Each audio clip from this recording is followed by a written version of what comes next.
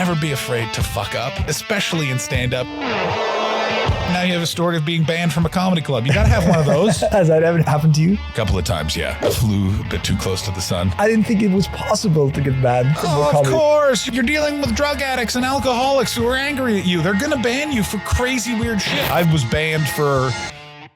John Hastings is an incredibly funny stand-up comedian, and I wanted to have him on to better understand, go behind the scenes, and learn what it really is like to be a comic. Enrico, and who are you here with this evening?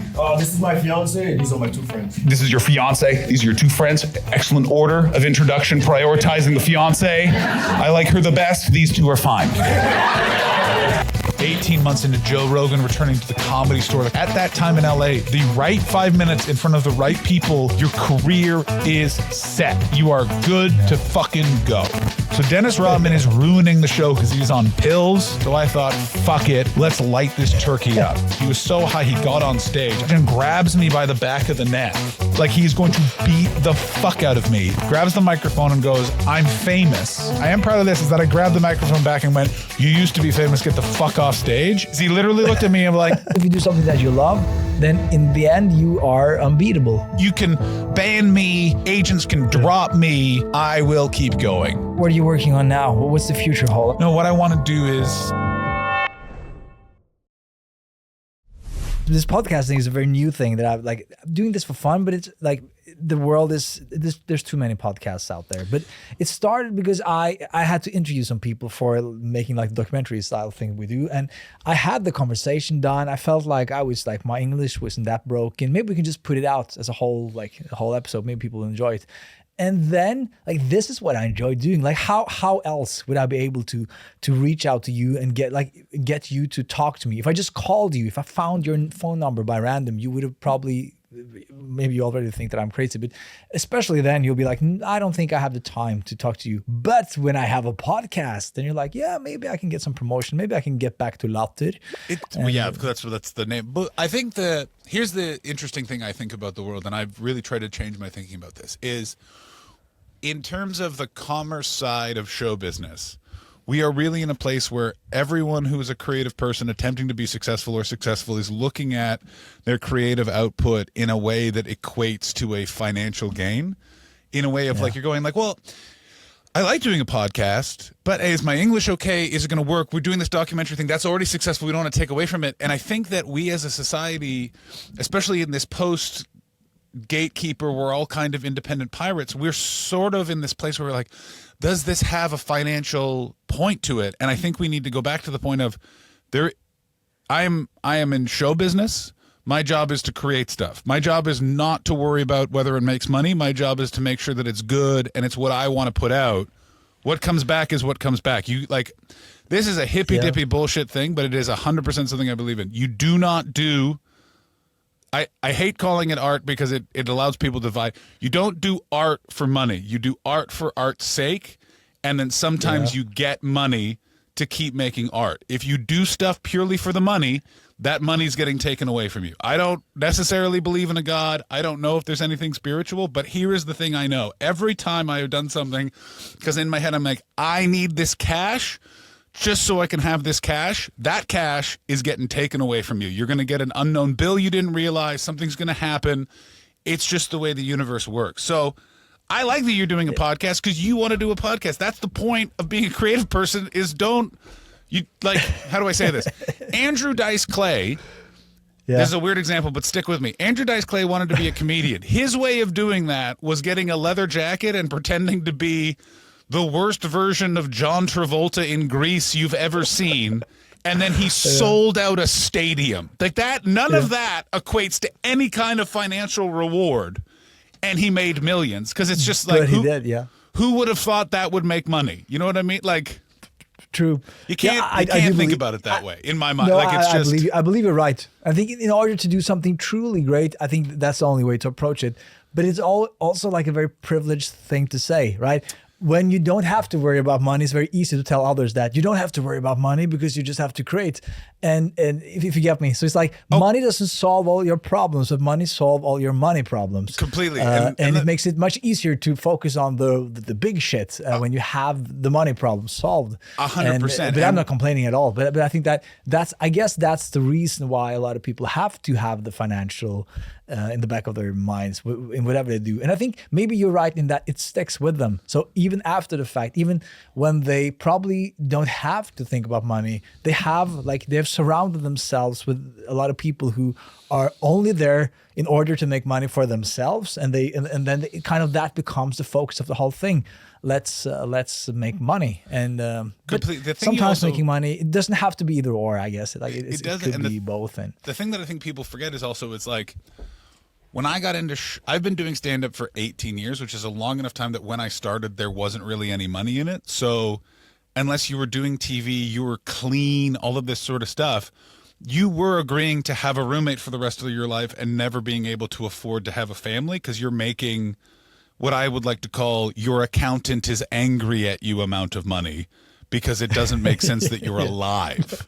So when I say don't do stuff for money, what I am also saying is you might be super poor. I was a laughable amount of poor for so long. Like we're talking like did not have money for a bus pass, like, but part of the reason I didn't have money for a bus pass is I put some of that money towards cigarettes. But like walking to every gig, all of that sort of stuff. And I'm not saying that to be like, this is my struggle. I'm just saying I made a deal with myself in 2011 after listening to an interview with Bryan Cranston where he went, being an actor doesn't mean you're financially safe. Being an actor is your job is you are an actor. So if you let go of all that other stuff and go, I might have a roommate, I might have this, I might have to move back in with my parents, I'm always going to be poor, but this is just my only job and I'm not going to make a plan B. I find that was very focusing and stuff like that. It's also some people always go like, I should get rid of a day job. Like it's sometimes a huge advantage. Keep your day job, stay in a big city where all of the TV people are, where all the managers and agents are, and be seen by them. You don't have to do the path of what I did, which is went around the world talking about my buttocks in a variety of different countries to different people who may not necessarily speak English and hope you can string together enough of a stack of cash to keep living throughout the rest of the year. But what I mean when you say don't do something for money is purely don't go, I'm going to take this gig that I don't like, that I don't want to do, that falls within the show business parameters, and I'm doing that so it will just pay me money. Take one of those gigs, but then take that X amount of money and throw it towards a creative project. Put it in the like I always think of like put it in that fire to fuel the next thing. I put out 8 specials in 10 months. I was able to do that because OnlyFans was going around putting stand-ups on their platform, and they gave me a cockload of money, and I just went like, I'm not using this to live. I'm going to take this and I'm going to go and we're going to make 2 more specials in my hometown in June. And we're going to make it go from 6 specials to 8 specials in 10 months. Then that's it. And I'm not, I need this money. I should just be using it for rent, but fuck it. We're going to do this. And I'm just going to have stress streams for 6 months until we get finished with this edit. There was so much going on here. Like, okay, we have to talk about the OnlyFans thing because what the F was that? First, I think that you're right in that. If you let me be a bit philosophical, in that sometimes we trick ourselves because like the goal that what we want to do or what we want to achieve is over here, but we kind of go all these, we take like the long route because we feel like, oh, I have to do this in order to progress my career and then you just waste your life progressing your career because you never, instead of just taking the shortcut or just going straight at the goal. Because the arts I think you're right in that. So sorry to interrupt, but to say what you're saying in an even more philosophical and fun way, being in the arts is being a pirate. You want to be in the arts? You just got to find a ship. I want to be a musician? Go buy a guitar. You're a musician now, my friend. I can't play a chord. You got a guitar. That's like, newsflash, Sid Vicious couldn't play one either. One of the most famous bass player ever. Like it's changing your mind and understanding that so much is put on creative people to be a function of making money for other people, to your point made about 5 minutes ago. And you, as a creative person, to save your brain, especially now in these truly economic turbulent times, as a variety of industry figures like managers and agents, that part of the industry is shrinking because of a absolute change in the way that people are ingesting media and ingesting not just comedy, but any sort of creative thing. You don't need 8 people to help you navigate all of that sort of stuff. Do you know what I'm saying? So it's also that thing. But don't you also think that that's also kind of a necessity that in order to become, I know music much more than I do comedy. And in order to become a successful musician today, you have to be as good at being a media agency as being a musician. And I think that's probably the same thing with comedy, is 100%. that it's not necessarily, and that's something I want to touch on that later in the conversation as well, but being like the funniest comedian, I don't think that's enough. And I don't think the funniest comedian is necessarily the most successful. And of course, then it comes down to how do you define success and all that stuff. But it's different. I think it's not how do you define success, it's 2 or 3 different things, and I think it's a personal decision you have to make for yourself as a person making something, of what do you want out of this. And also look at your influences and look at what you like. I struggled for a long time of I had all those bitter thoughts that I'm sure you've had of, why does this person have that I don't have? And you can look and go, you put yourself on a path. They put themselves on a path. They were angling to be on television. They were doing the gigs that would get them closer to TV people. They were gearing their act to be closer to TV. Look at what you did.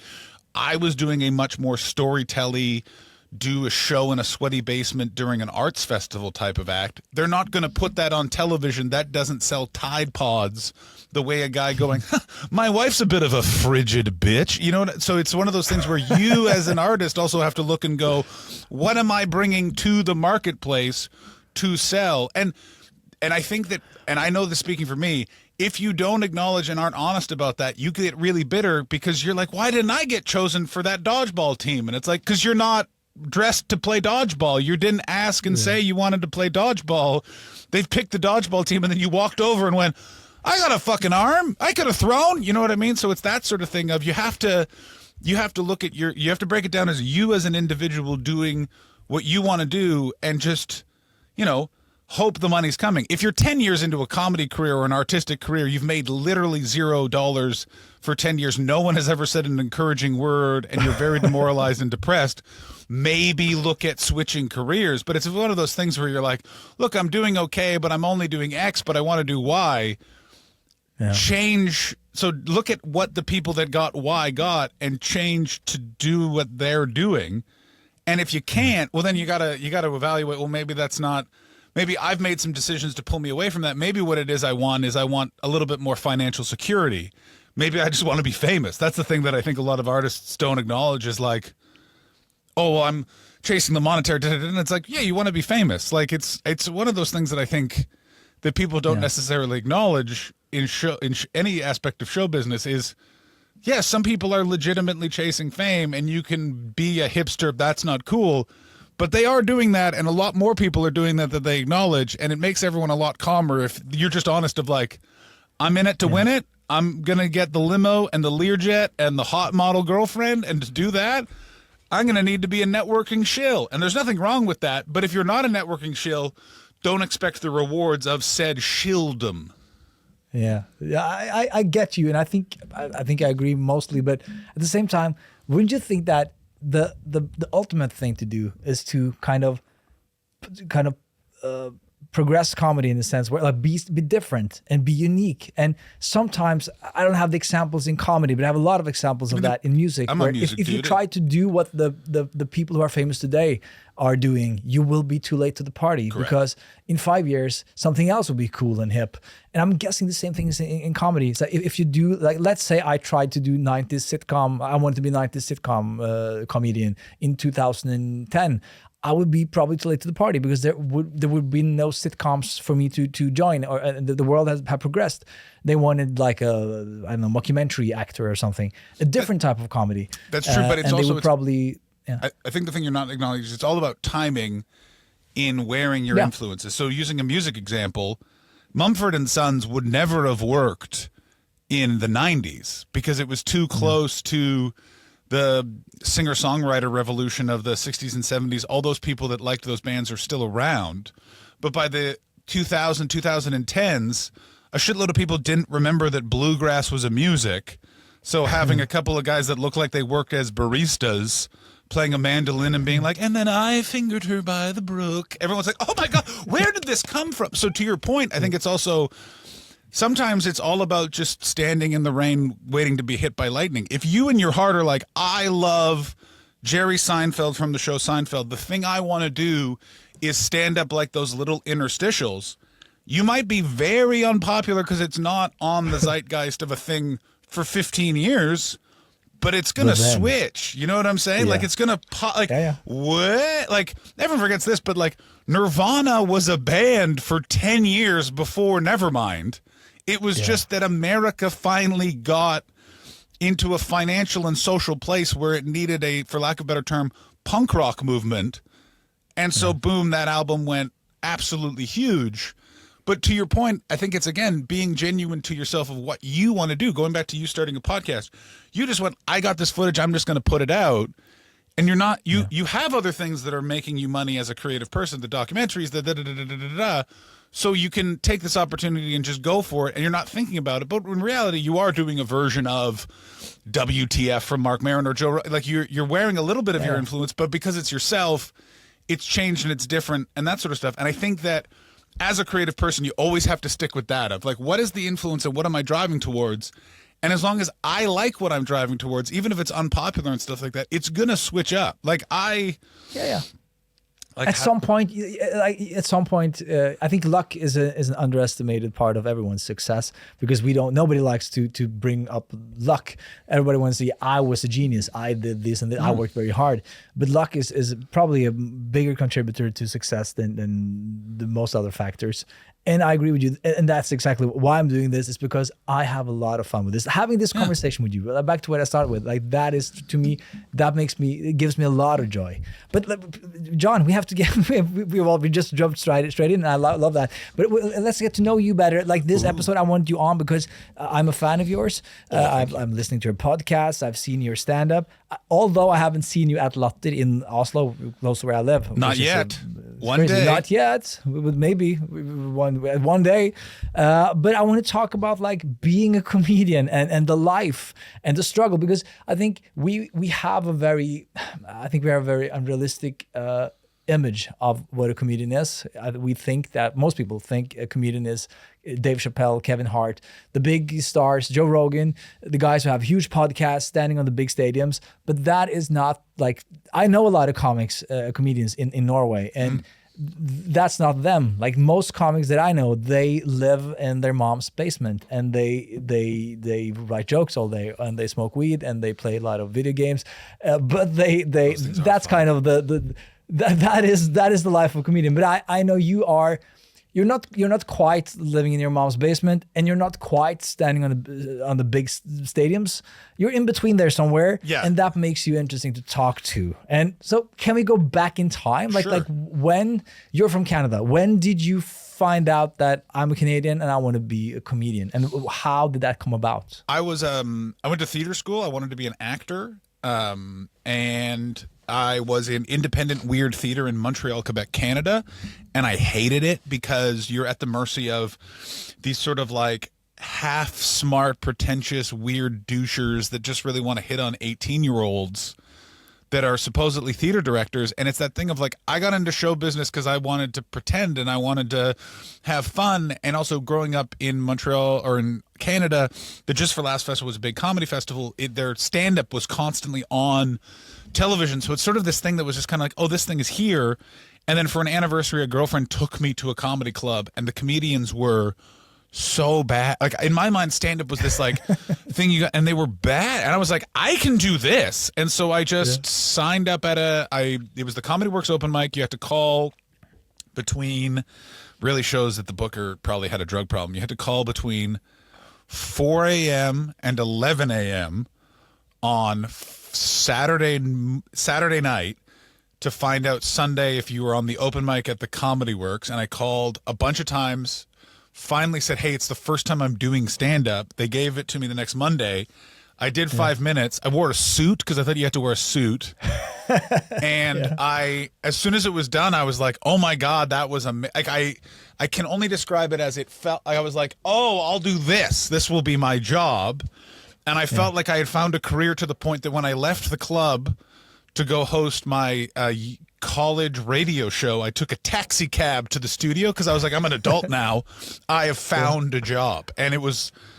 I can only describe it as the bug bit me in that moment, and I was just like, I'm gonna do this. I'm gonna pursue it. And it was a very weird time in that it was 2006, so there wasn't the only sort of representatives of stand-up comedy you would sort of see were Louis C.K. and Dane Cook, and what it basically was Dane Cook was the gateway drug, and then Louis C.K. was kind of the like, oh, you gonna stick around? Like it was the opium pipe. Yeah. And like an eye-patched Asian man handing it to you.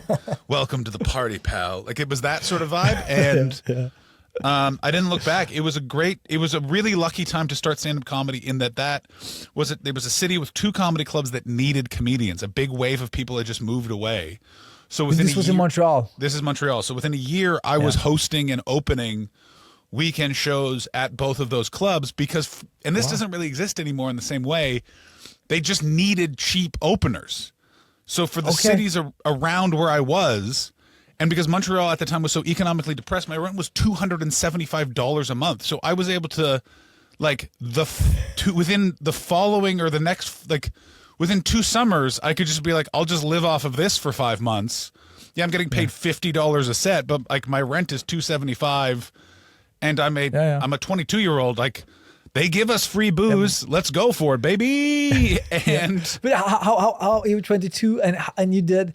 But had you done any improv before that? Yeah, because being like an opener and being like the host, you have to do a lot of improv. And I admire, like you are really good at improv now. So Canada. So you're familiar with Whose Line Is It Anyway? Do you know what I'm talking about when I say that? Yeah, I know. Yeah. So we had it on television in Norway even. So. Oh my goodness, Greg Proops and Clive Anderson. We don't create our own television, so we have to import Canada's stuff. The exact that was same one of way. the better things we imported. It's the funny. I live it always in like places where it's like this, like especially in Scandinavia. Where I'm like, the culture is so different. Why the hell is Yes Minister on? Anyway, all those games were invented in Canada. Canada is the home of that style of improv. It was invented there. Okay. So there are high school competitions called the Canadian Improv Games, which and it was invented in my hometown. And there are blood feuds between schools, like football teams in Texas. So no, I started in doing improv, and it was just one of those things where I tried to sort of do that in Ottawa and the local scenes.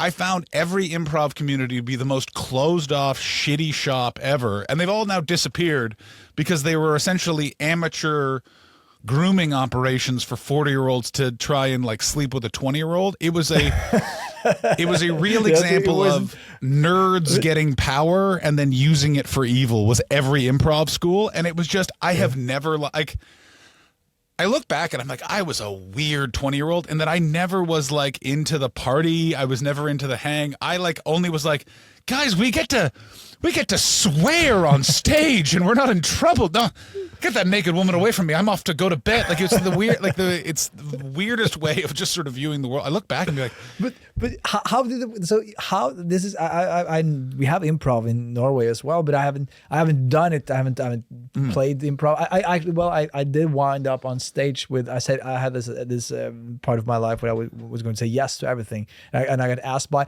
actually, do you know Viggo Venn? Viggo won the Britain's Got Talent. Yes, he was the one. So he was on stage. He was the one who asked me, but he was on stage. Super talented, of course. And a couple other people, and I was such a fish out of water. I had no place being there. But anyways, I haven't practiced improv. So do you practice beforehand and then you do shows for an audience? How does that work? You practice. I watched The Office. I know how Michael Scott when he's doing improv. That's my idea of improv class. I've got a gun. So improv is one of those things where there's a set of rules that you're working with. And depending on how much people have done it, they're going to stick to those rules. But essentially what you'll always hear is yes and, yes and, yes and. And what they're saying is basically you all have to agree to move in the direction that's already established to keep a scene going. Yeah. So the first person who walks in and goes, I'm at an office. So that's a signal to everyone else to go, I'm an office worker. What office worker do I want to be? What do I want to add to this? So the reason why that Michael Scott joke is so funny is that people always just go like, no, I want to be in the movie that I've seen. And improv is a great way to learn a lot of rules of comedy in terms of like, you don't telegraph the joke. The more serious you are about a ridiculous thing, the funnier. And the more ridiculous you are about a serious thing, the funnier. And it's a great bunch of tools that are incredibly applicable to stand-up comedy. Like if anyone is wondering, I don't read any books when you start stand-up. Wait 5 years and then read all the books, because all of the books are written from the perspective of you understand this stuff, but you don't. Long story, I had to read some stand-up books about 5 years ago. A friend of mine who I worked with died, and I just didn't know how to do my job anymore. It's a long story. But and so I read all those stand-up books. And so what I would say is the best book to understand improv is either Impro or Impro for Storytellers, and that gives you all the information of why you need to enter positively and open-hearted, what it means when you get a suggestion, where to take that in a direction.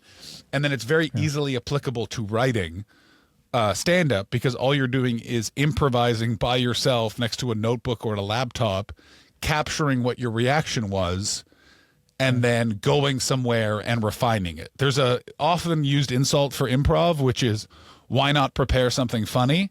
And stand-up is essentially the end result of learning. Like what I always think is, learn all the skills of improv, never do it. The people who are full-time improvisers are weird fuckers.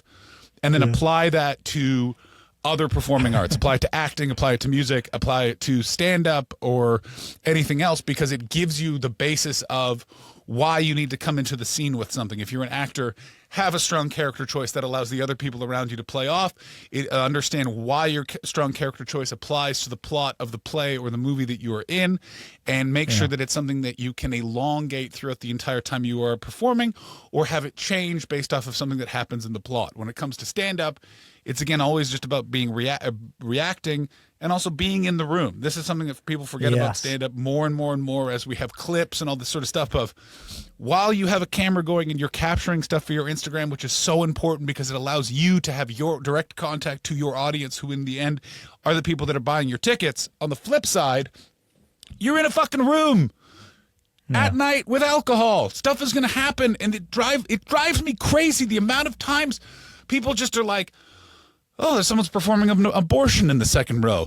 Now, here's the thing with cheese. Like, stop and talk about what is happening in front of you. That is very difficult, though. This is very difficult. Like, there's several things that you talked about here. When I did this one time doing improv, I think I had like the basic understanding of it. I wasn't that of a fish out of water. I knew that, like, I didn't say no, and I was playing along. But I think that what impressed me about the really great improvs, like Viggo, is that his mind, it works differently than mine do. Like I've studied economics for too long. Like I my brain is too like organized. I think in boxes, and it kind of works when writing comedy, I think, because then you can kind of, you're doing this now, I'm writing this, I'm performing this.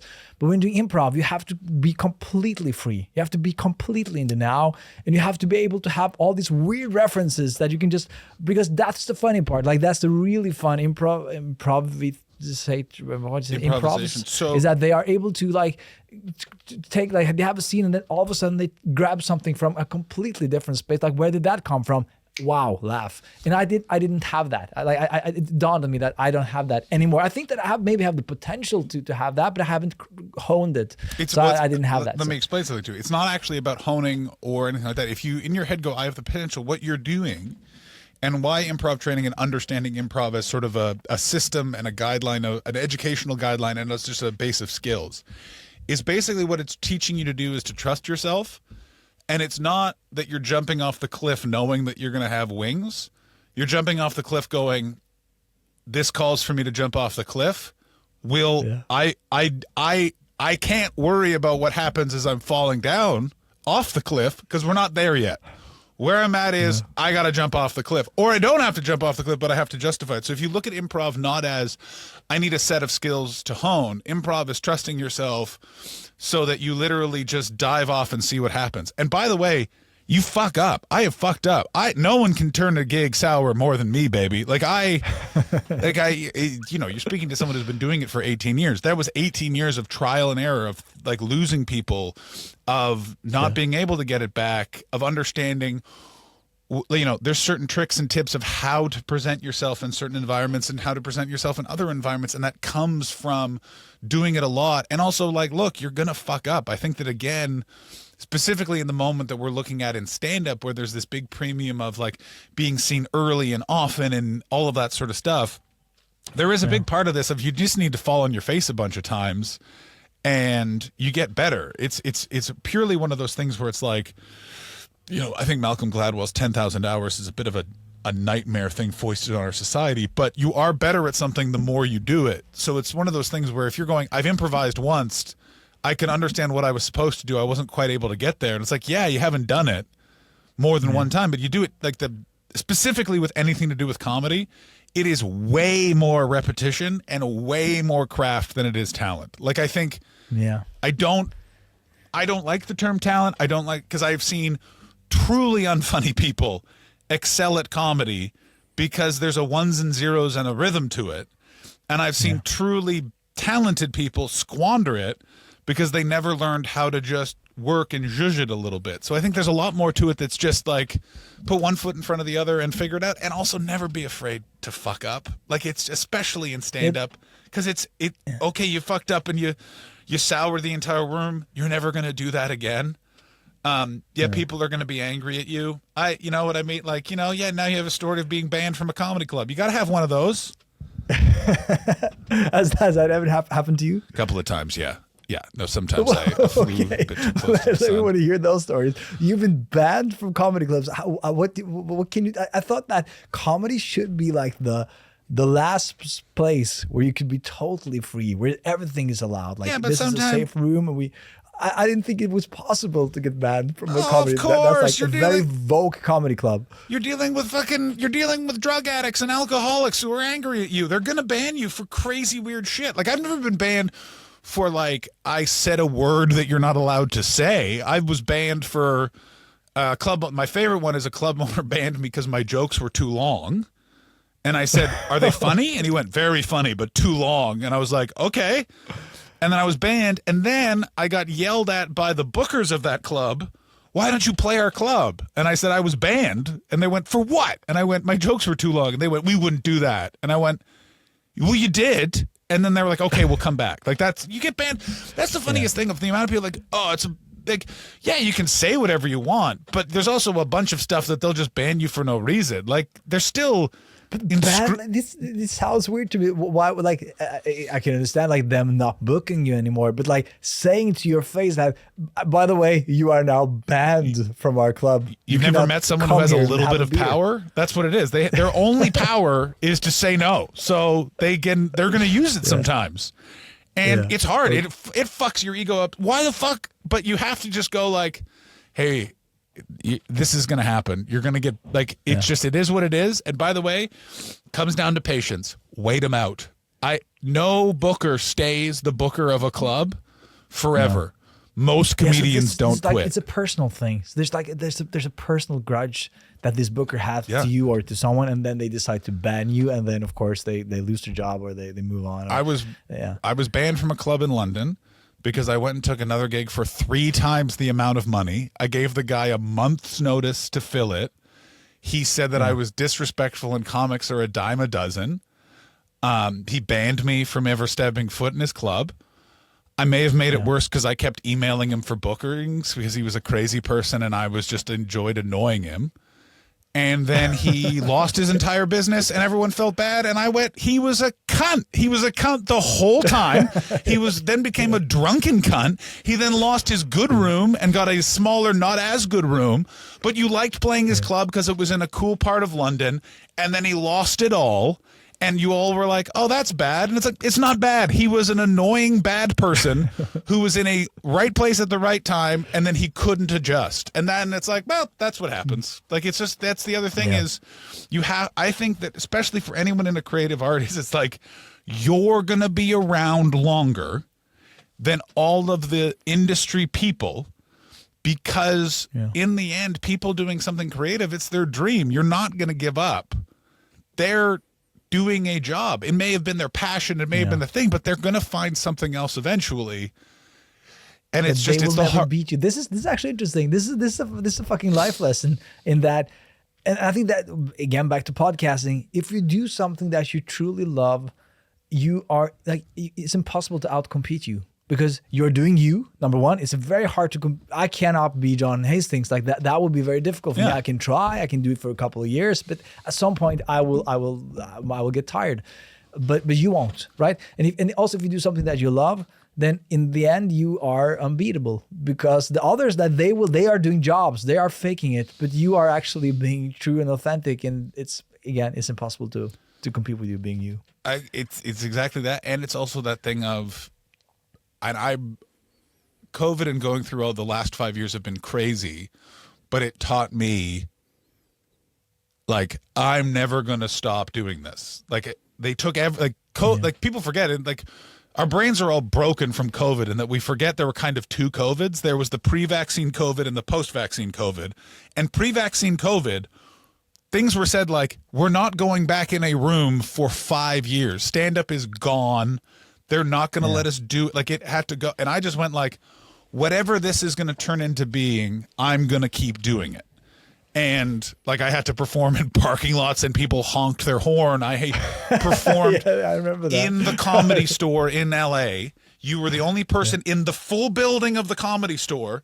And then they projected your voice onto the patio where OnlyFans models who were living at the Andaz Hotel next door came to watch 5 minutes of something that wasn't them naked in front of a screen. And then they went back to the Andaz and kept making six figures. Like, doing all of that, I just went like, oh, you can ban me, agents can drop me, you can say COVID you can't, can hit, like the world can shut down.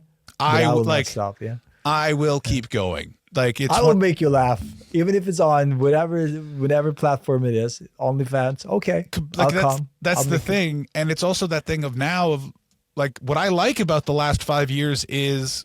There's all this sort of talk of gatekeepers have gone away. What that really is venture capital has found show business, has bought up most of the production companies, networks, and accesses for content creation, shut them down, and use them as just profit centers for the media that they already hold.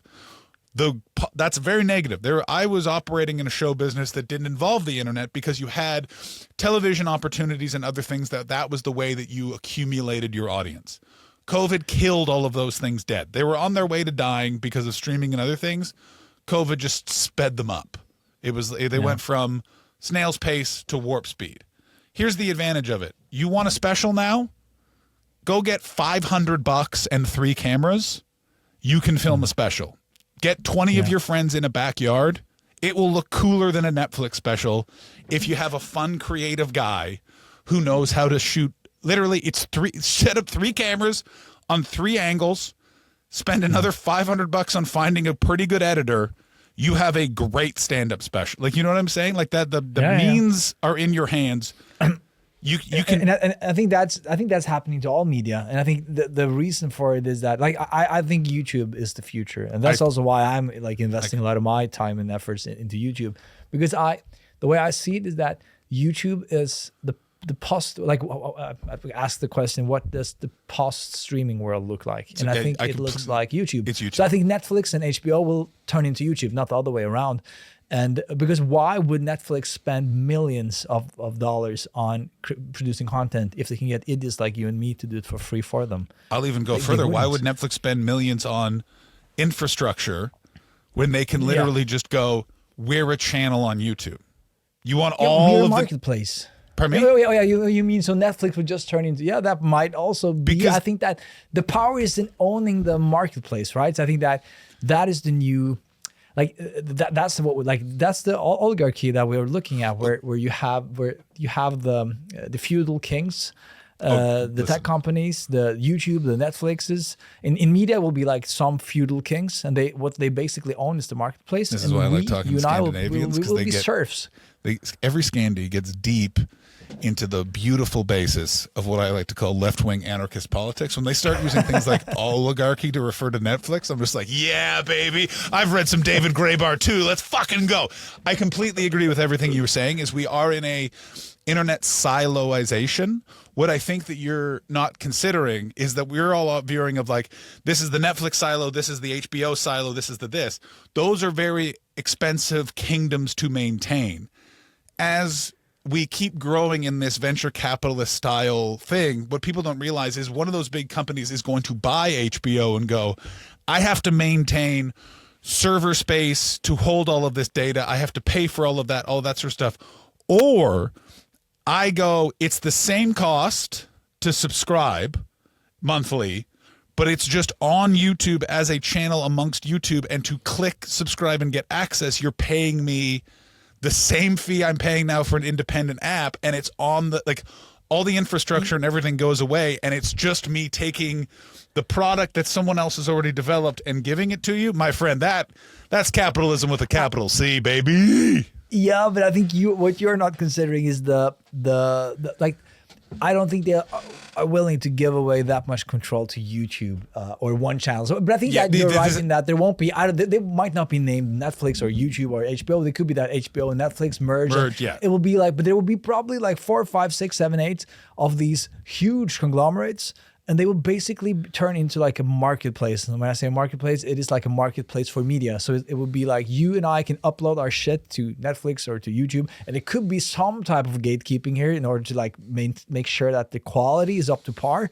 But it won't be like, they will not pay for the content themselves the way they're doing now. Now there's kind of, it's been like a competition of being able to produce the greatest shows in order to attract the subscribers.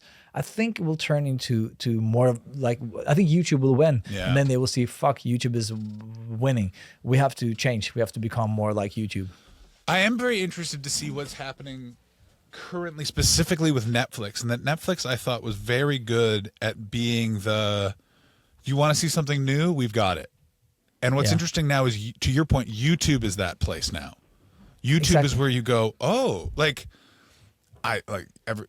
like Kill Tony is the weirdest show on earth, but the fact that people are like, how is this popular, blows my mind. Where I'm like, it's the Gong Show and the Howard Stern Show mixed together. Like, have you not met men? They're gonna watch this. And the idea that it took Netflix 4 years to figure out how popular that show was blew my mind. Like, I was like, that. If I'm has Netflix bought Kill Tony? Netflix has put specials on, but I'm like Kill Tony was getting the level of saturation it has now, 2021, 2022.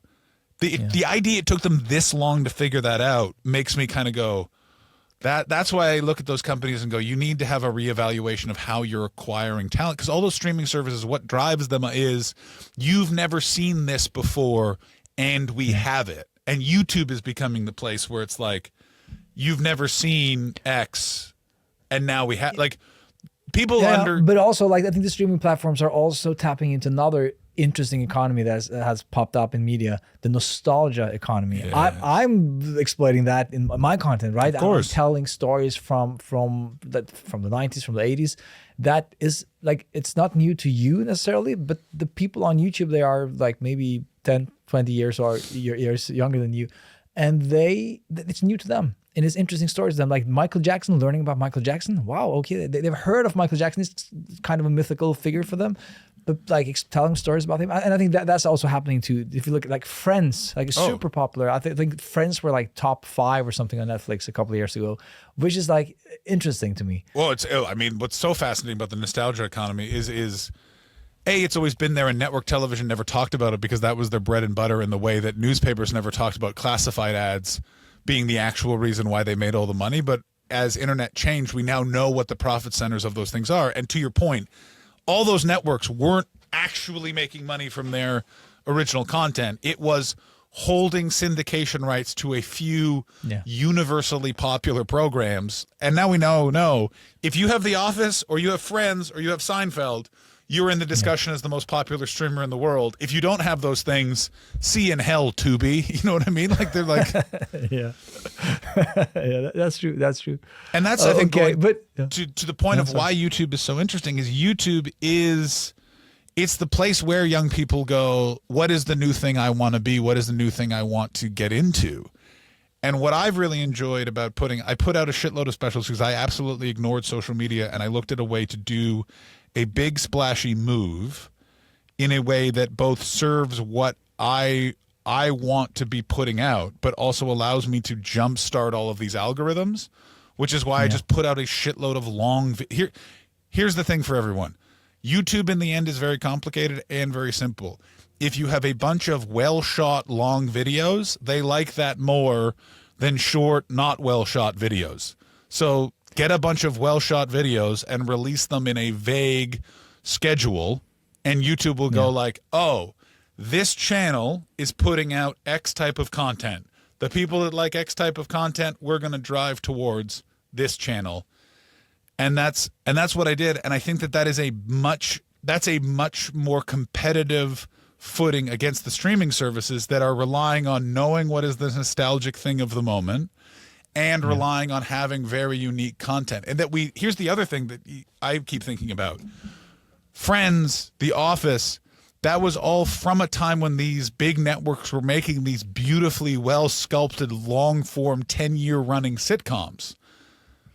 After you get sort of past like AP Bio and Superstore, no one's making those shows anymore. Like in 10 years, someone is going to walk in and be like, we're just going to call it Chums and we're making Friends again. Like why is that though? Like, because I think I'm not on top of all television, but why is it that they're not making stuff like Friends and The Office anymore? I know you had like Big Bang Theory and a couple of other shows that were really popular, but I like after that, has there ever been a show like that? I don't think there has. And so I go, what happens after? Because these things go in a cycle. The reason why Friends is so nostalgic to people like, all of us who were kids when that show was on, we pop it on. It's a comfort thing. It gets driven to the top of the algorithm. A 16-year-old goes, what the fuck is Friends? They watch it and go, this is pretty funny. I'll just digest all of it. But once you get north of Big Bang Theory, there aren't any more of those shows. What are they going to do? You know what I mean? Like, are they going to put on the Connors? Like, what the hell? Some weird Norwegian sitcom, Boopy and Falderall. They're always in the snow and it's bleak. You've seen that one. Yeah. It's very good, I have to tell you. Yeah. Did you guys make? No, okay. But let's go back to your career. But I want to know, like, what was your goal? Like, we're now in Montreal. You're 22. You are having some success locally. I just wanted to be in show business. What was your main goal? My main goal is always this: I wanted to do this as a job. I come from. Both of my parents worked careers that they hated for their entire lives. I just wanted to have a job that I liked, so I didn't come home after a day of work like I wanted to commit suicide. And so that was my goal.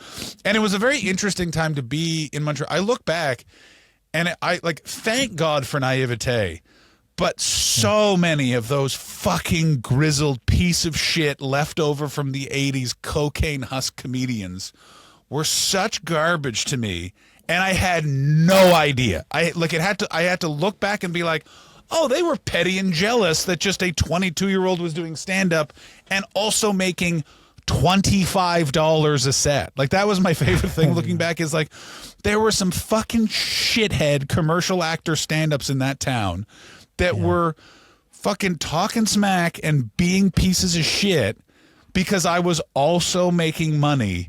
And I was just younger than them. And that's the fact, like, it was, and I think, thank God, it literally took me going back in COVID to that city and a couple of them, how they interacted and having the hindsight of many, many years of like, oh, fuck. And like one of them very creepily tried to apologize. And I was just like, oh my God, you little bitch. But I honestly thought that's because this is something I wanted to ask you as well, is that comedians, that they are very tight knit and that they support each other. And if you listen to Rogan, it seems like he's helping all these guys up, and same from Norway, from the people, my friends who are comedians. It seems to me that they're very tight knit and they support each other. And it's like, at least they tell me that it's really not a competition, because this is what I would expect to happen. It depends in a situation like this. I think it depends on the age of the comedians. It depends on the scene. It's a lot less of this now. I was sort of the last wave of the hazing of the new guy, greenhorn, all of that sort of stuff. I was the last generation where any of that sort of stuff took place. And then it just all it evaporated because all of those guys got bitter and shitty, so no new comedian would hang out and be with them. Like there's this big sort of wave in the 2000s of all the sort of leave-backs from the 80s and 90s comedy boom are still doing stand-up. They're just all in, bitter, sour milk bachelor apartments around various metropolises wearing leather jackets and smoking inside.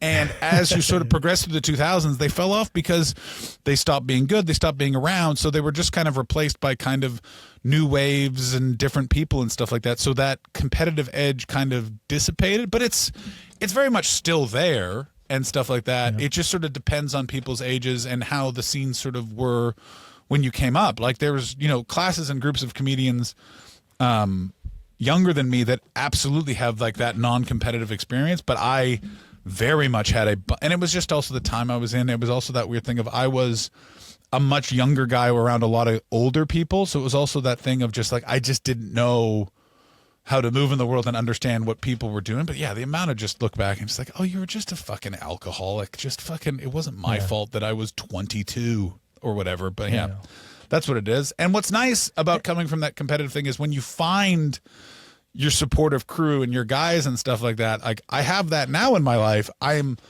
like such love and ferocity protection of those people because I also know what it's like to do this job and you're not part of those cliques and crews and it's annoying as hell. And those guys can be really shitty. Yeah. How do you approach when young people come today? Now you are the not super old, but you're the old timer in the sense. When a brash 22-year-old comes in and you're like, wow, this guy is actually maybe funnier than me. Like shit. Great. Good. Then you're like, go. Yeah, have a fucking party. I don't like I'm not in this to compete and I'm not in this to worry about the good and the level of someone else. If I'm worried in the States, and I love comedy in America. I love the ethos of it. I love the style. I love the variety. There is one thing in America that drives me fucking crazy is comedians will say to other comedians, no crowd work, don't do this before me, all of that sort of stuff. And I came up in a very competitive time, and here is what I was always told, and I stand by. If you're the last comedian on the show, the building can be on fire. 10 people could have been murdered. You need to be able to walk up. It may not be perfect, but you need to be able to put it back together and end the show like none of that happened. And I think at times that people go like, I don't want to follow crowd work. I don't know how to, like, it's just one of those things where it's like nothing is impossible. There is just a key to figuring this out. And also like, can you not follow them? Okay. There's tricks to this. They're really high energy and they're killing with crowd work. How do you stop it?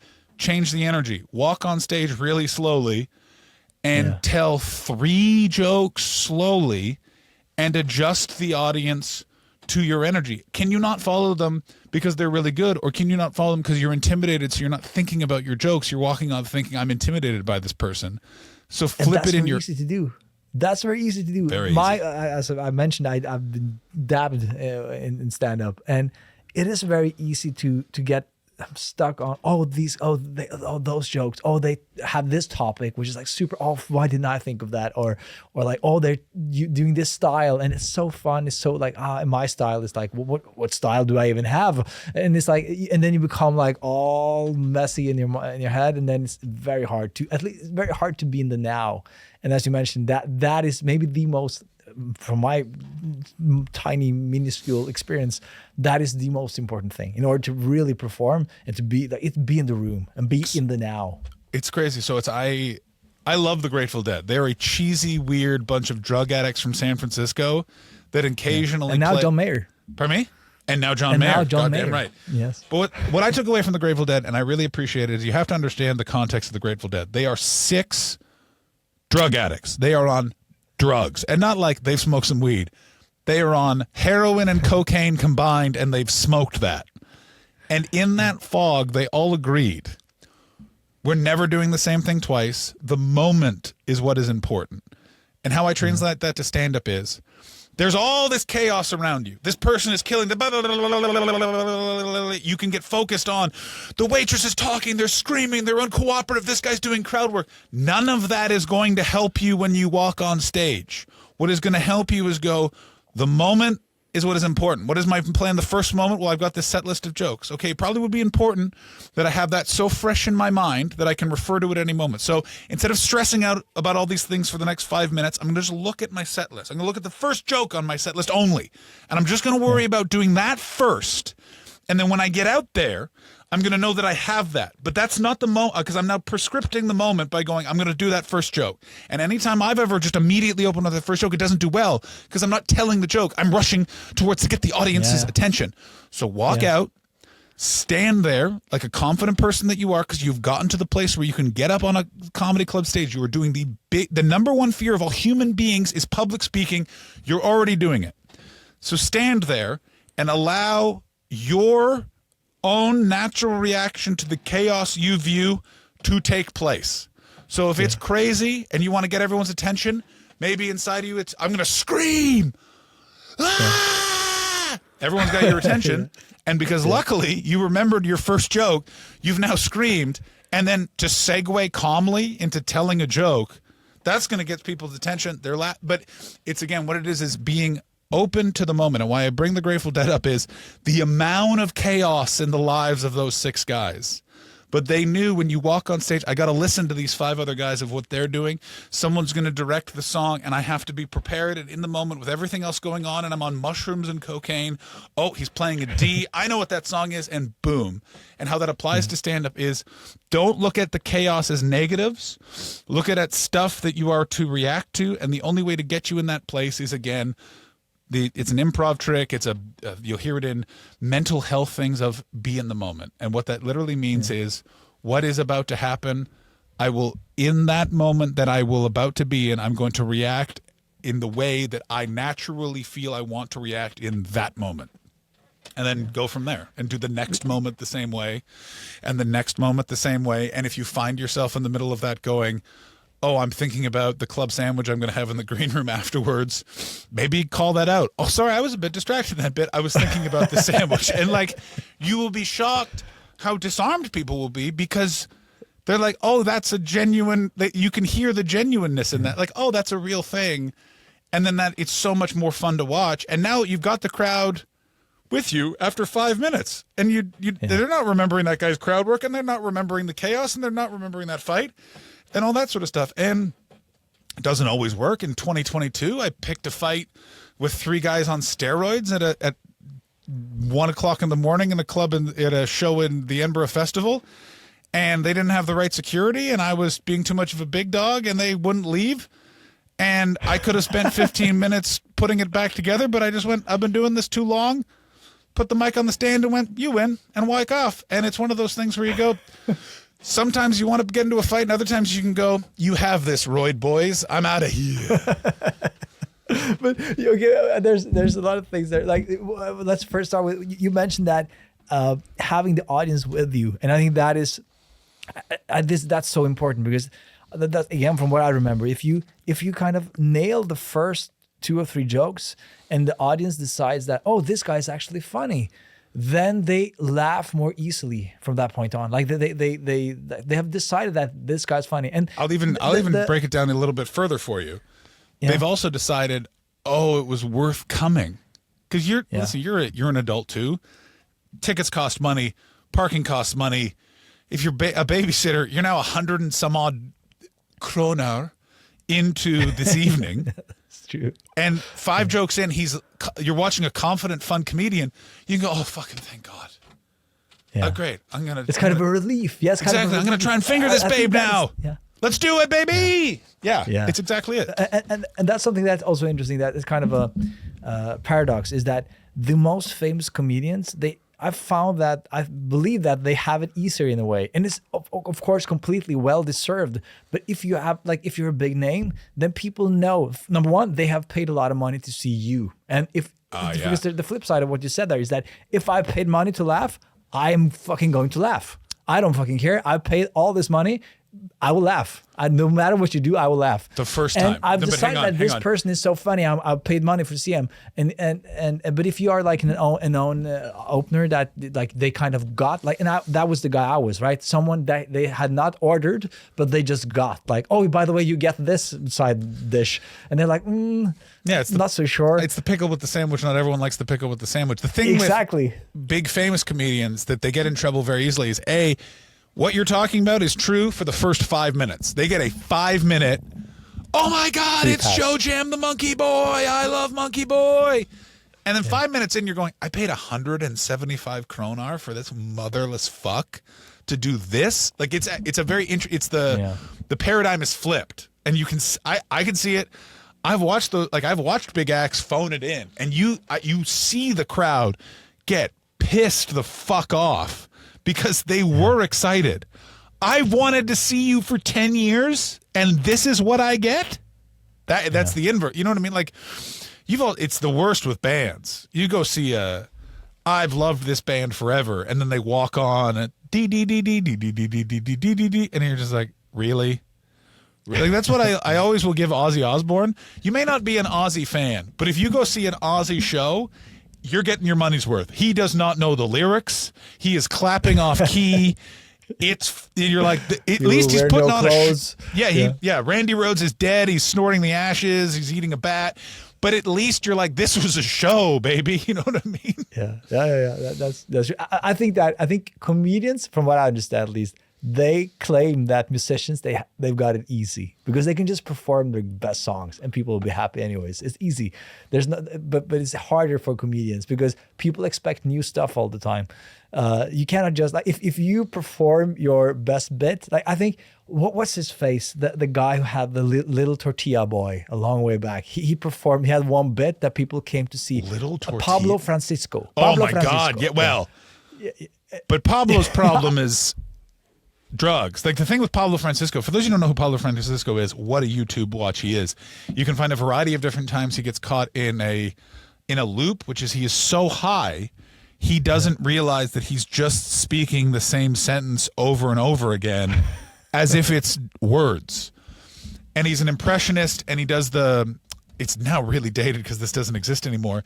There was a guy who voiced all the movie trailers in the 80s and 90s. There were two guys, and he did both of their voices. Yeah. And this guy killed like you wouldn't believe, but a drug addict, the likes of which you've never seen, like to the point he'll always have 2 or 3 openers with him. And the first two one of them is literally just a guy to keep him sober. Another one is to warm up the show. And then the third guy is if Pablo doesn't make it, that guy can do an hour. And it's but anyways, it's crazy. And because the thing with that but guy, he was over.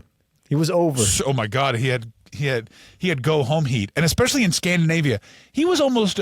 Was he or was he not almost an arena act in like Norway, Sweden, the Netherlands? I think like, it was. I don't know exactly why, but I remember he was all over the place in Norway, and I don't know why. Like I think that we just loved the film trailer bit. It's and also he did that. But anyways, the point was that most comedians, they don't have a bit like that they can just go to. Like, okay, I know I will go home with this one. Even though I've done this bit for 15 years, they will just laugh. They've heard it 10 times, but they're here for that bit. I hate to break. There's very few times where people are like showing up to be like, I want to see the blue balls bit.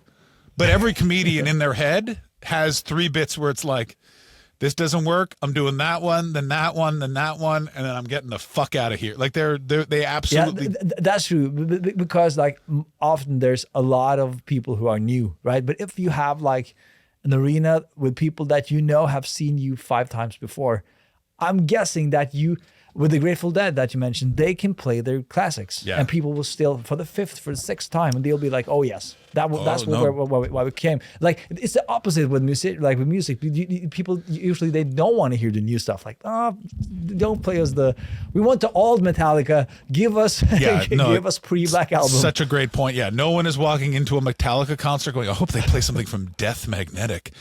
But here's the thing that is incorrect: as comedy is continuing to grow in the marketplace. No, there are comedians that like Bert Kreischer to this day still closes every show with, when I was 22 years old, I got involved with he tells the machine story at the end of every show to this day. And that story is, fuck me,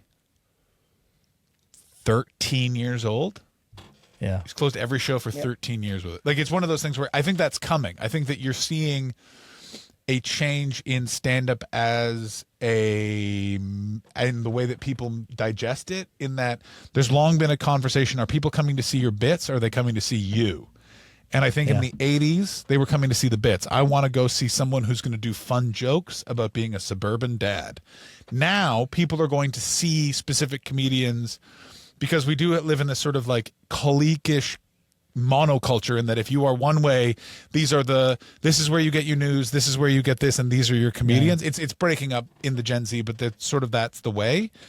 That I think you're going to see more people where it's like, at the end, he does the bit from the viral video that got him into the arena. I would predict you're gonna see more of that sort of stuff. And also because of social media, because they've seen, like, they've kind of fallen in love with a bit on Instagram or TikTok, and they want to see that bit performed live, because they've only seen it on screen.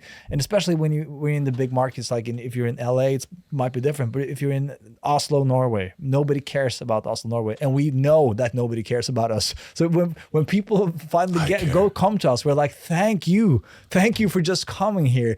Give us the bits we've seen on Instagram. Let us feel like we're in LA for one night. Yeah.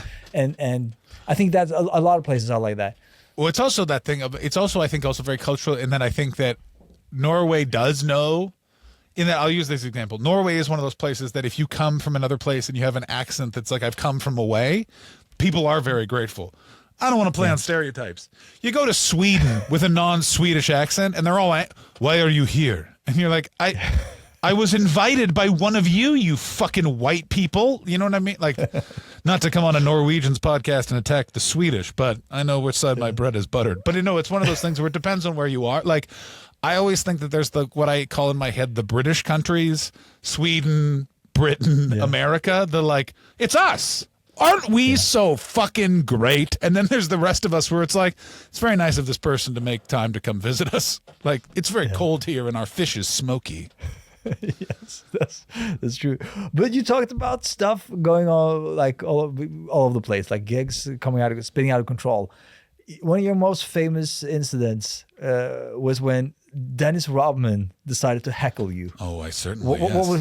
Tell me the whole story. Where was this? When was this? It was October of 2016. I was visiting the city I now live in, Los Angeles, for the first time from London, England. I was unsure if I was going to move here or what I was going to do, but I felt like, all right, I want to go. I'm going to go to LA and check it out. It was like LA at its coolest. It was 18 months into Joe Rogan returning to the Comedy Store. Like, you literally walked into the Comedy Store and you're like, oh, is that Nicolas Cage's ex-wife? Like, there was just like this weird level of celebrity. Roast Battles in the Belly Room was the coolest show you could go. I've never seen a room more packed than that room. Like, they were like, you got to get here early so we can load the comedians in, because once the crowd is in, you're not going to really be able to get into the room. So I beg, borrowed, and stealed a spot on that show from a guy I now know named Brian Moses, who was the booker and creator of Roast Battles all over the world. I don't know how I ended up getting that spot. Now that I think about it, I'm like, how the fuck did I do that? I think I knew a producer who knew him. Anyway, before Roast Battles, they do warm-up sets. This is like the coolest Roast Battles ever been. It's just been at the Just for Laughs. It's now about to be a show on Comedy Central. Jeff Ross is there every night. They're celebrities. We arrive and there's a guy heckling all of the comedians. Now, LA is very interesting, especially at this time, where it was still a moment where, like, you got to have your tight five. You're always got to be doing your tight five. There are people in this room that are from managers. They're from agencies. They are from production companies. You can't, like, it is a lie sold to you everywhere else. At that time in LA, the right 5 minutes in front of the right people, your career is set. You are good to fucking go.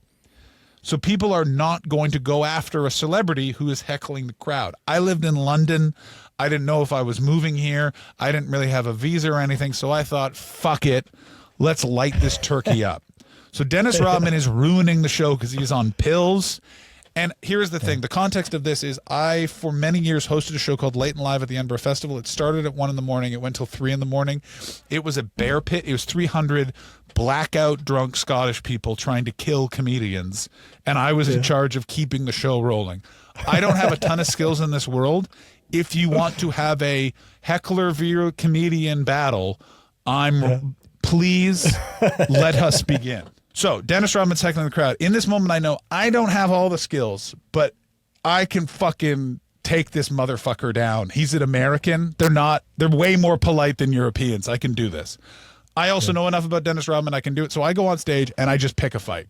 If you listen, you can find it. It's I didn't have a camera rolling, but I did have the audio in my phone playing. So I just played that and have at it. I lit him up. The crowd was completely with me. He was ruining the show. I talked about how he was a professional wrestler, all that sort of stuff. He was so high, he got on stage. I wish I had the video of this. He gets on stage and grabs me by the back of the neck. And it was I've never felt a body like this, where it felt like the thinnest layer of water over top of steel. Like literally, I'm dead. I am a dead person. I'm not like he's going to beat the fuck out of me. And the moment I am so proud of it, he's holding my neck. I'm shaking because it's also, you're at the world famous Comedy Store. It's 200 people. I'm killing. I know I'm getting this recorded. Dennis Rodman's got about the neck, and you can hear him go, "You're shaking." And I go, yeah. And he does the classic thing that every drunk guy does. He grabs the microphone and goes, "I'm famous." And I had enough of I'm not proud of everything I've done. I am proud of this, is that I grabbed the microphone back and went, "You used to be famous, get the fuck off stage." And I could not believe that he did. He literally looked at me and like, "Good, you win this one, pal," and fucked off. And in the life of stand-up comedian, this is the thing is, everywhere else you get the glory. In stand-up, it was like, oh, sweet. I did that. I smoked a cigarette in the parking lot of the Comedy Store. Someone else already was going like, "Hey, I just fought Dennis Rodman." I was like, "That was me." And then I went to another show. That's the funniest thing about show business. Or about but backstage, though, wouldn't people like the comedians be like, "Thank you"? They were blown away. They weren't necessarily thinking, but there was a couple of. It's interesting. All the LA guys were like, "Whoa, crowd work," because it was before crowd work was a thing. And then there were a couple of Chicago guys that were like, "You fucking lit him up." But I just basically was just like that. It's this weird thing in green rooms when stuff like that happens. Is everyone's kind of like, it's not like thank you. It's more like, all right, someone did the job that one of us was going to have to do. Now we can have a show. Like it's kind of that thing of like, all right, And then the thing I missed was he was with two, I believe they were escorts, and they had a fist fight in the stairwell over the fact that I was disrespectful to Dennis Rodman. Well, Dennis Rodman walked into traffic and was later seen in North Korea. The next thing he did was he went to North Korea. So I like to say that I bested him so badly, he ended up in North Korea. But okay, I love this, John, and I'll let you go soon. But please. Continuing on with your career, you said that you've lived different places. You went to England. Why did you do that? Like, was that to improve your career? Was it to get a different experience? There was no show business in Canada, and everyone just went. Every bitter person. You meet a lot of bitter drunk guys in Toronto that would say things like, "I should have gone to LA. I should have gone to London." So I just went, all right, I'm going to listen to them and I'm going to go somewhere. At the time, it was 10 grand, which I didn't have, to come to the States. And the States there's a lot of places you don't get paid, all that sort of stuff. Well, in the UK at the time, there was the ends of a comedy boom. Every club paid. And it was a great way to see the world, in that, like, I had a bit of the travel bug. I watched too much Anthony Bourdain. I listened to too many podcast appearances of Tom Rhodes, who was a comedian who spent 8 years just full on living on the road. And I just went, I'm going to go to Europe and see what that's like. And it was the best thing I ever did, because it was none of my credits worked. None of my references worked. The style in which I did stand-up comedy was too loose for how the audiences will attack you, because they're way drunker. So you got to figure out a way to be yourself, but in a much different environment. And it was great because it was one of those things where I had a little bit of Canada heat. I had won a couple of competitions, all that sort of stuff. It was a place where I could have sat on my laurels for a couple of years in Canada, not really gotten any better, and then been like, okay, I need to figure out where my next step is, as opposed to like, I'm just going to go to the UK. And I had my ass handed to me a little bit. It was a really hard time to move to the UK. I moved the summer of the London Olympics. the London Olympics took the audience that usually goes to the Edinburgh Festival that year and dropped it by 50%. And so that's why every year the Edinburgh Festival announces more people than we had before. It's because they have screwy numbers. They can be like, yeah, from 2012, your numbers fucking cratered and never recovered.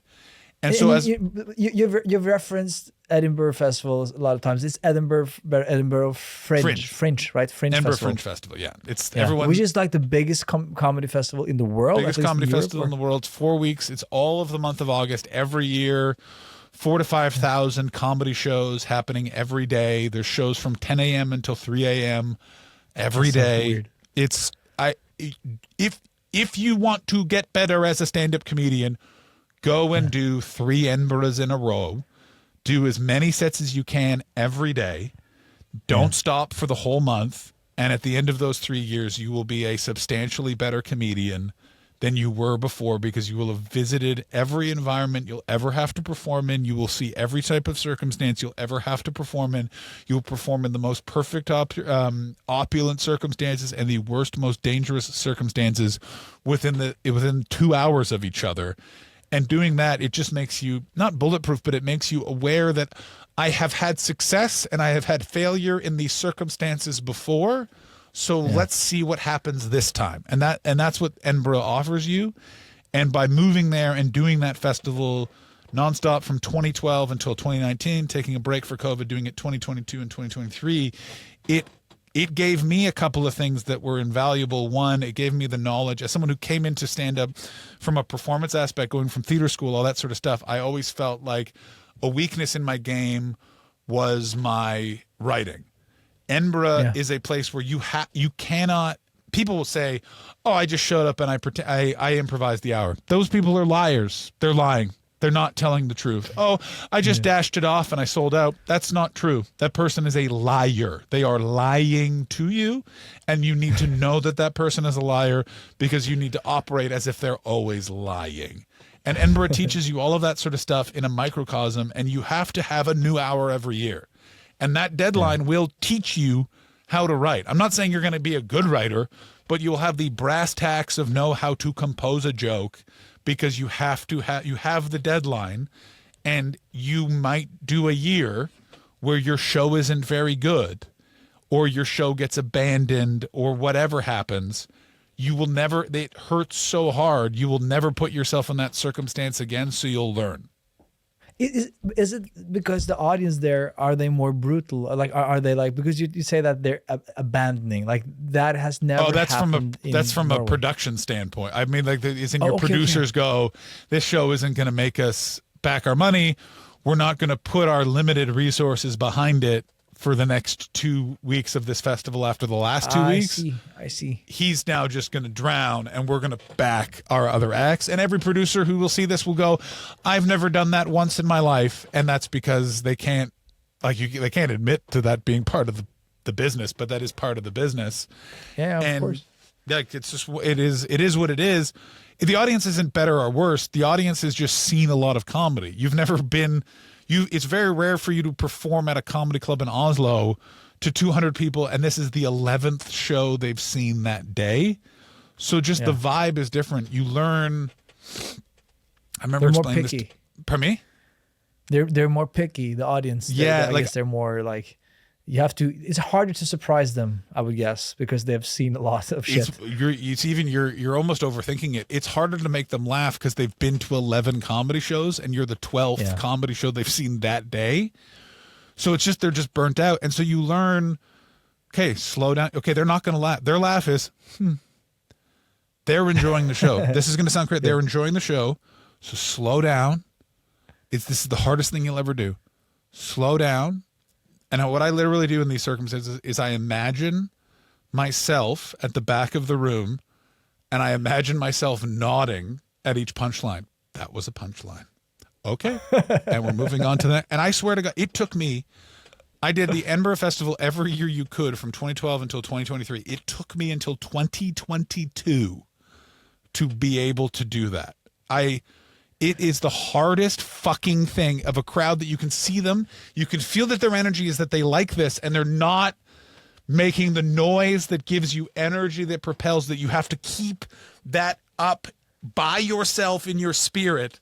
One joke after another joke after another joke is just like, it's so fucking exhausting. But once you master and figure out how to do that, it's a new level of like, okay, a quiet, shitty late show in a purpose-built, nice comedy club in Irvine, California. I can do that because they're going to eventually laugh, as opposed to these motherfucking Scottish people who are going to nod at me and then at the end of the show nearly give me a standing ovation, so I feel like I have bloody schizophrenia. Yeah. But you mentioned something interesting earlier as well. You said that a hard part of your game was the writing, and but it's good to do the Fringe Festival, do the special there, because then you have to have a new hour every year. So I guess that, so I think that a lot of people, I think like stand up as an art form, it's supposed to feel like it's something you just came up with on the spot, or maybe you wrote it on the hotel room before you came down to the show, right? But that, like, I think that intelligently we know that that's not the case. Most likely John has told these jokes for 10 years and he's just doing it the same jokes over. And so I'm guessing that you were more like telling the same jokes you've done for several years that you knew worked, and then you were doing audience work, like improv in between, because that was more your skill.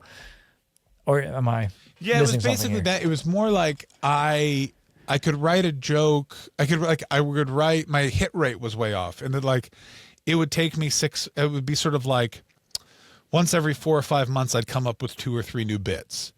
As opposed to when I say my skill with my game writing of, I didn't know how to literally sit down with I didn't used to have one of these, which is, I now have a notebook, which is all like every day I try and sit down and write, literally sit out and write something that has like you'd see in a joke book, what is a setup and then a twist or a punchline. Oh, is this more of a story? And have that ready to go. So it's always percolating. Oh, that's a new, like a little bit. So everything feels fresh to me. I'm coming at it. This is a new fun thing to work at. Every set I'm doing, there's some good stuff that's worked out really well, and then there's a couple of new bits I'm percolating, and then when these old bits start to lose their jokosity, I can slip something else in there. Because I find, for me, and you see this in a lot of comedians' jokes, or like anything, they're great and they're good, but at a certain point it stops being fresh and interesting. Going to the musical example, you know what I mean? Like, you know, some bands are like, I've never heard anything like this before, and 5 years later you're like, yeah, this is everything. Pearl Jam was unheard of when they came out, and by 7 years later, you're like, yeah, we've got boring. 9 of these guys. Yeah. But is it? You mentioned that with the writing. Is it?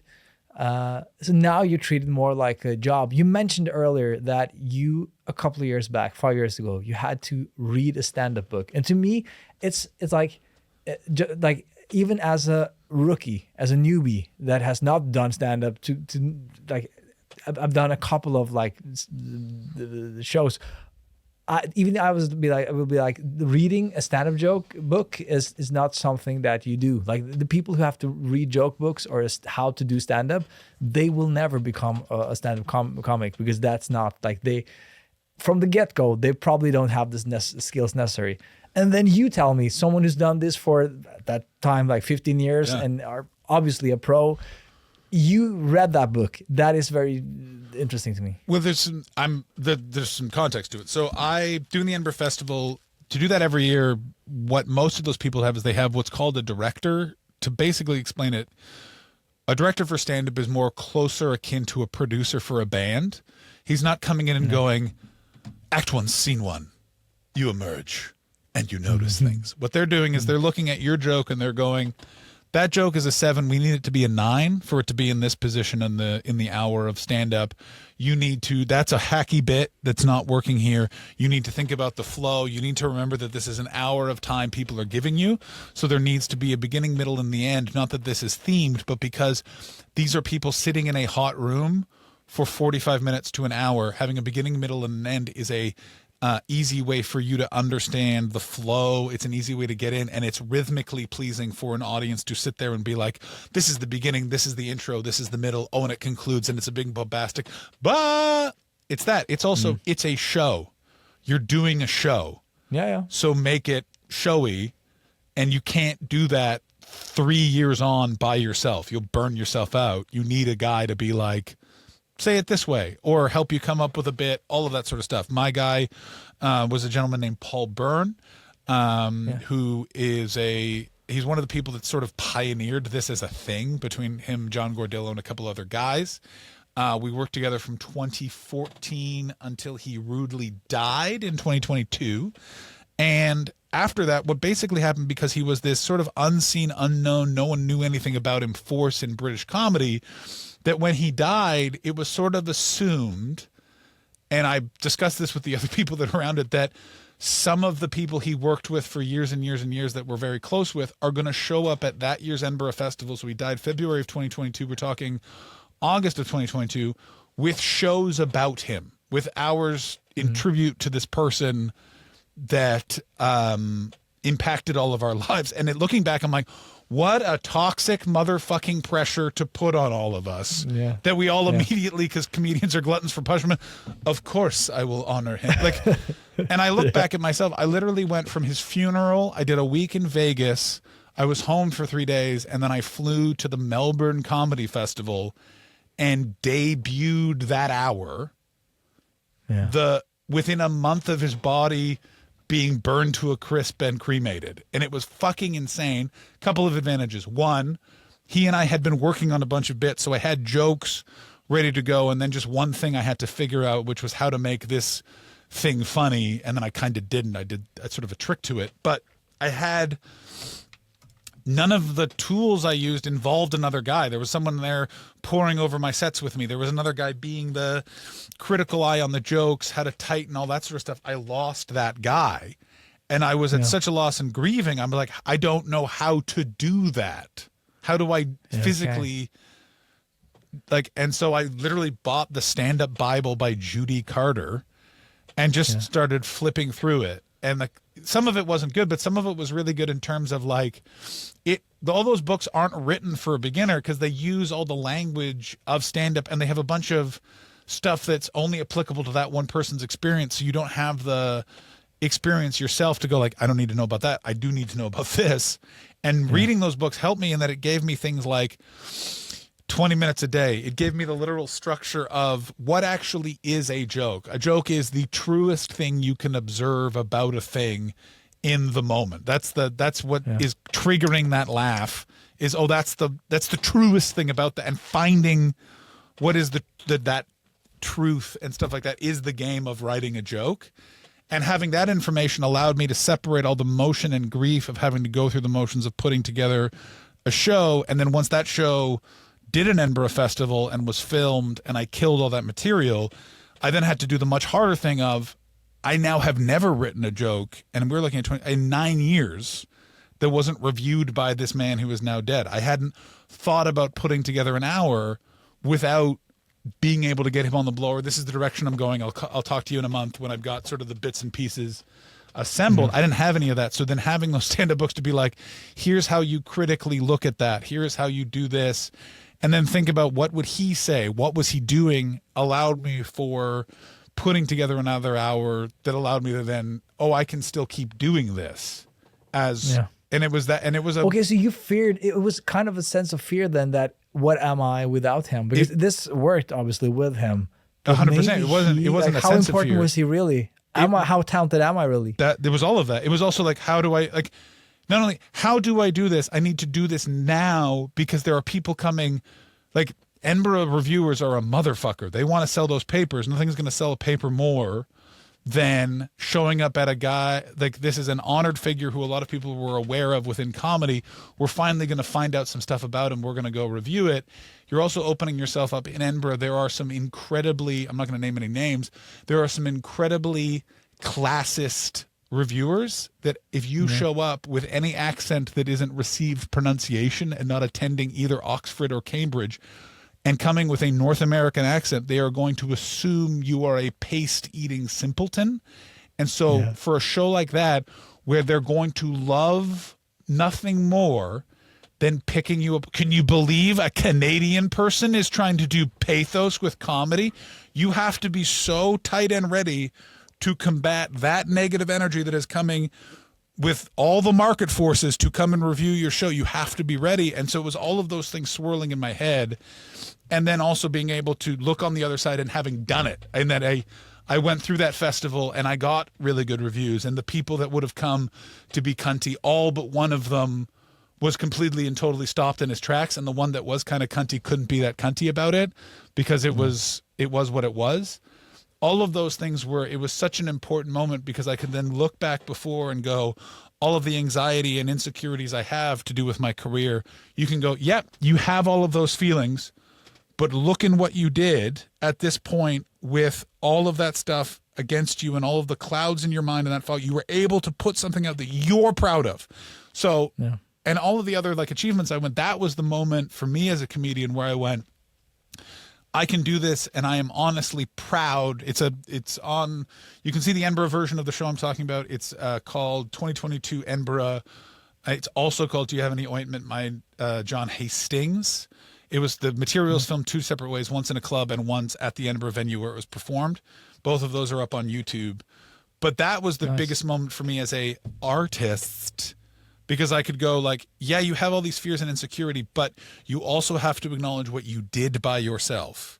So have all those fears and insecurity, but you have, if those are real, this is real too. So walk forward knowing both of those things. And going back to the stand-up Bible and reading all that sort of stuff, it gave me just like reliable tools of the pure mechanism of jokes, which is very sort of lame, but it's like, okay, is this how do you, just in the things of a one-liner, what is the music of a one-liner? It's a thing that is true and you twist it.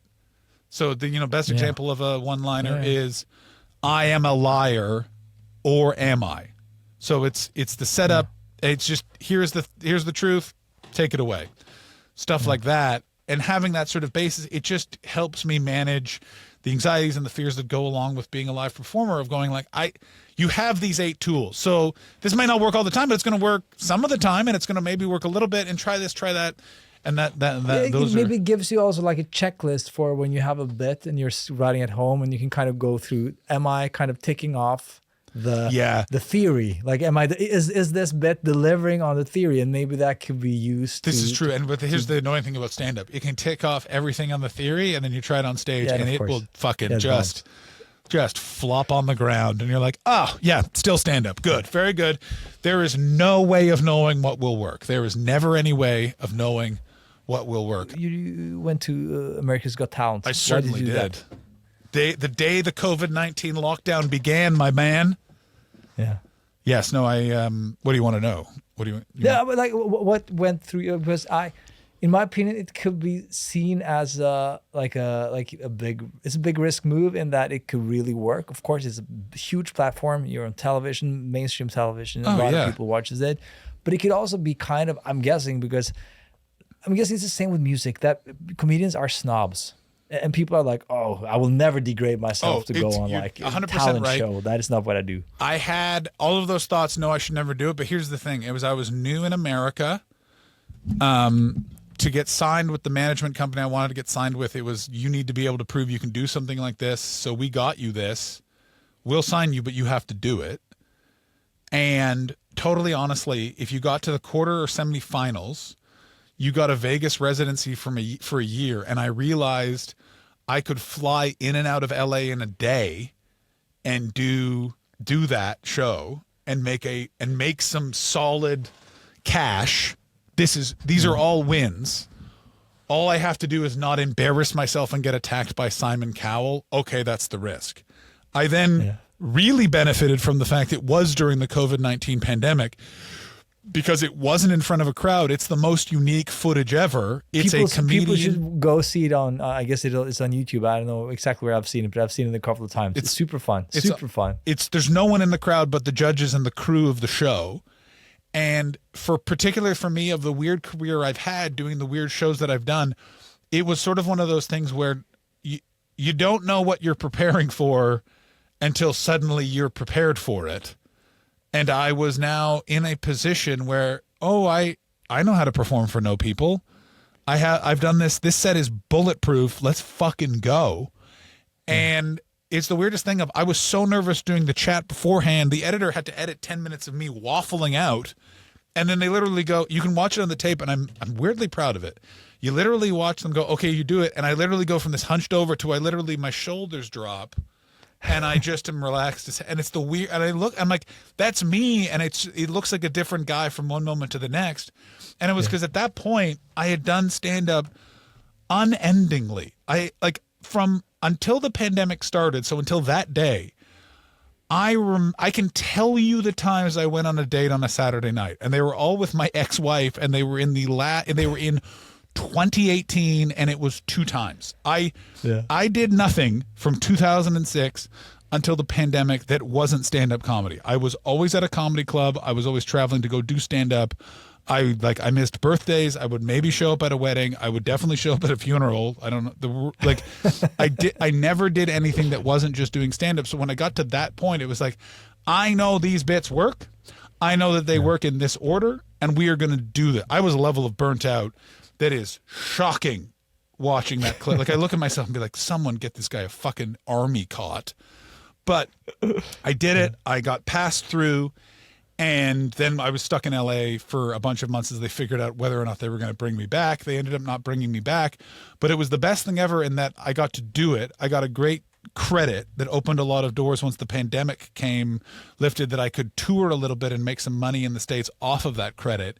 And it's an amazing video calling card of no one else has that video. Literally no other comedian is doing television in America to 3 people. Like, it's just that, and that was the huge benefit of doing all of that. And it's this little thing that kind of lives on forever of people kind of pop on and like, what the no audience? Because it's also, we're on the other side of COVID now. No one sort of remembers that it was a thing. And what's even weirder is no one remembers who won that year of America's Got Talent. Like, it's kind of just sort of like, oh yeah, that thing. So all of that sort of, and also now, other side of COVID, no one has that cliquey, you shouldn't do that, you're an artist. It's more like, get that bag, baby. Get your paper anywhere you can get your paper. Yeah, and what's your, like, what are you working on now? What's the future hold? Like, what does it hold? Like, you're living in LA now? That sounds very much like you're still living the dream and you still have ambition. I just want to keep doing stand-up. I keep want to make things. I never got into stand-up to go get a sitcom. I never got into stand-up to be a famous person. I got into stand-up because I really like standing on a stage and telling jokes and performing for people. This is all I've ever really wanted to do.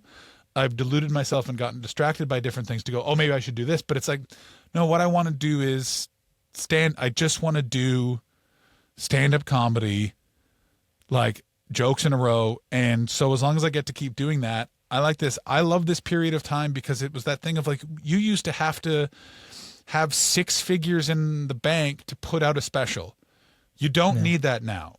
You find someone who's got a camera, find a crew, film it, put it out, and you can think about things I like thinking about things in more of an artistic way of, if you remove the idea that things have to be popular for them to be successful, it's just that you made a thing and you put it out the way you wanted to put it out. Those 8 specials I put out because I wanted to put out a big chunk of thing. This was the work I did after my best friend died. These were the hours I did and put together, going from the thing he worked on with me to me making an hour completely and totally on my own. So the first one he worked on with me, he died. The second one were a couple of corners and bits that we'd worked on together that I then fleshed out more and made a full hour. And then the third one, he had been dead for 2 years, so I had to completely and total ground up create an hour out of whole cloth. And it was one of those ways of, the reason why I put out all those specials was I wanted to jumpstart the algorithm, have a bunch of clips, and be able to continue in stand-up. But from an artistic perspective, I went, this is a cool thing to package. Who cares if no one sees it? I'm going to do it in this way. So all the thumbnails match. I'm going to use the same music by the same guy, David Hoare, for all of the specials, top and tail. So they, for me, have an illusion of samity. I'm going to use the same crew, and I'm going to shoot them. Either they'll be Edinburgh Festival shows or shoot them in Canada, so it has like a certain warmth and vibe. And I did all of that not because I thought it would sell. I did all of that because I like that sort of shit. I'm into the Grateful Dead. I like that it's a bunch of different shows and you see the different corners. And we're in a place now where time was, and I've said this to everyone who I tried to get to pay for this stupid idea before I did it myself. And they went, well, just do one. And I would go, well, what about all this other social media stuff that I want to do? And they'd kind of go, well, no, they don't, that's not what they're worried about. So I go, okay, I'll just do it. And so thank God for OnlyFans giving me some cash so I could do it. And here's what I'm going to keep doing. Yeah, we did not. There's so many things we haven't been able to. We touch can upon. do. Let's do another one, baby. I'll be back. Yeah, let's do another one. We haven't talked pro wrestling. We haven't talked economics, like with the finances of being a comedian. And I will tell you it all. I'll tell you how much. I'll tell you when. I'll tell you. Let's do. Let me say this. How much do you make in an average month now, though? Oh my God, who the fuck knows? Everything from negative $200 to 10 grand every month. Is like sitting in a roller coaster, and they bring down the gate, and you go, at the end of this, I'll have to pay bills. Activate, and And that's how you get an ex-wife. Pardon me? And that's how you get an ex-wife. My recommendation is whenever you're going to get divorced, make sure neither one of you have any money. The divorce is very easy. It's like, how are you going to split up your assets? Assets. Where can people find you, John? Where can people find you? They want to check out more. They please. It's at the John Hastings on all fine social medias. On YouTube, it's @ the John Hastings. There are 8 specials out right now. There might be more specials coming out soon. Who knows? Oh, yes. And I will be back on this podcast soon. We will not do that thing when you listen to an episode and they go, we're going to do another one, and you have to wait 18 years for the next episode. As soon as this is over, I'm going to say to him, email me. We'll do another one in the next couple of weeks, and we will answer pro wrestling questions and economics of comedy questions. This was really fun. Thank you so much for having me at the John Hastings on all fine social medias. Thank you for your time, John. Bye-bye. Oh, one last thing. My podcast, The Wrestler. I need to get better at this. The Wrestler Review Podcast. It's how he found me. The Wrestler Review Podcast. Go check it out. Super fun. If you're even like a tiny bit interested in wrestling, that helps. But I'm there for the banter. Yeah, it's two very good friends insulting each other for an hour and occasionally mentioning Barry Darso. Yes, that's true. Okay, bye, John. See you, boss. Go win the world. We'll talk soon.